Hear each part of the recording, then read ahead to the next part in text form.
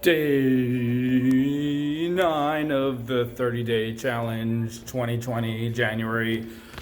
How did you do? How did you do? Tell me how you did. In November, we did a 30-day challenge. In December, we did a 15-day challenge. And now, again, we're doing a 30-day challenge in January. The idea is you want to do some things you've been putting off forever that will make your life better, but you always procrastinate. Pick one thing or two and tell everybody in this group that you're going to do it every day. You're going to try to do this one thing every day. Some people picked building their inventory by doing 5 pieces of jewelry a day, or 2 pieces, or 1, or 20. Some people picked fixing their sleep schedule. Some people picked cleaning a room in their house or a drawer each day. Some people picked doing a certain specific amount of exercise each day. But the only rules are you put in the comment as soon as you see this video what your goal is, and then you wait for this video every evening, and I drop it around between 9 and 10 or 11 Eastern Standard Time in America.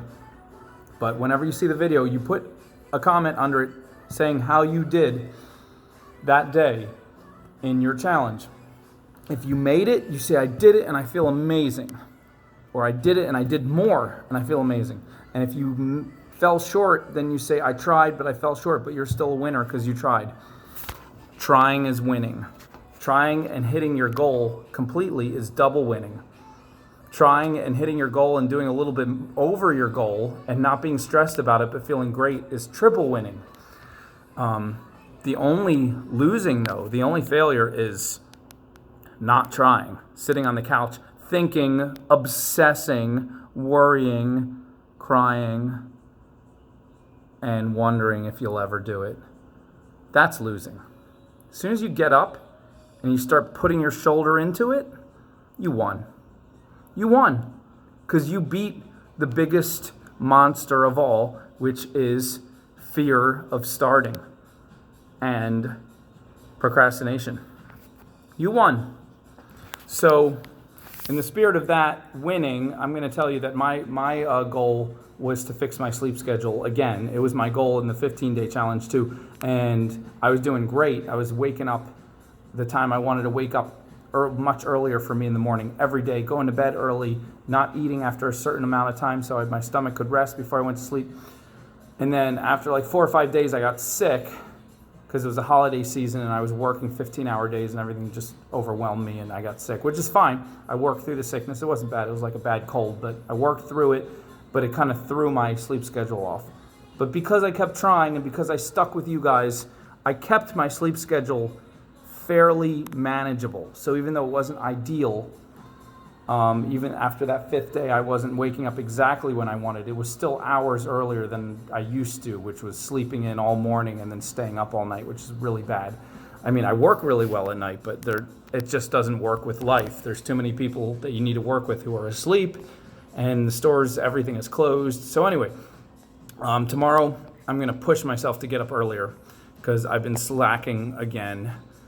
Just too many things going on, transitioning in January. I'm in between 2 different cities trying to move a bunch of stuff and working, helping my family, helping with my sister and some of stuff going on with my dad. And we found a new home for this cat that my sister rescued. That was super awesome. 2 people who are in this group stepped up. One person is going to adopt the cat. One person is going to drive the cat to the woman who's going to adopt it because she lives in another state that's like 8 hours away from me.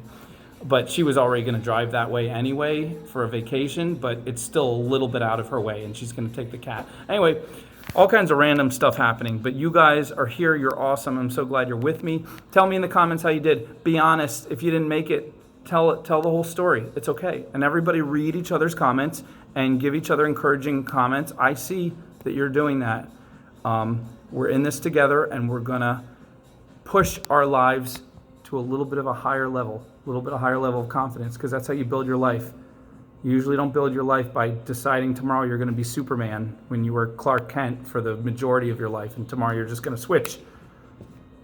I don't know if people ever do that, but I know I haven't seen it. I see incremental, very small but steady changes, and you start to build your confidence and you start to feel better. And messing up is often the best teacher, because succeeding feels great, but it's when you mess up and then you keep trying that you learn about yourself. You learn why you messed up.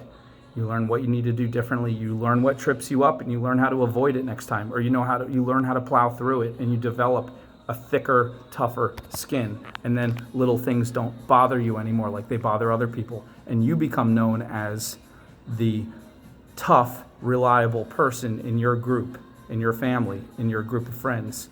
You become the strong one that people rely on, rather than the person who's always bumping from one problem to another that everybody else has to pick up after.